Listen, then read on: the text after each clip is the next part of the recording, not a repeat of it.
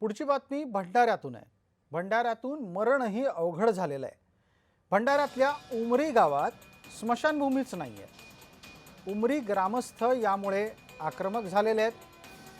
त्यांनी मृतदेह जिल्हाधिकारी कार्यालयासमोर आणून आपण आंदोलन करू असं म्हटलेलं आहे।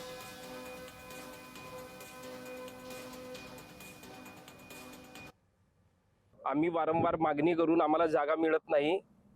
आम्ही ग्रामपंचायत मार्फत आम्ही पाठपुरावा केला तर ते फक्त आश्वासन देतात।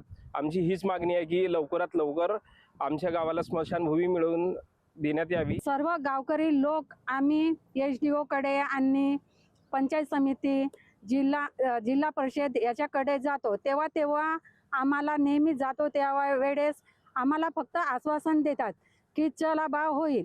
आमचं असं म्हणणे आहे की गावोगावी तुम्ही शासन विकत घेऊन देते तशावानीच आमच्या गावाला ती जागा शासनाने घेऊन द्यावी अशी आमची मागणी आहे।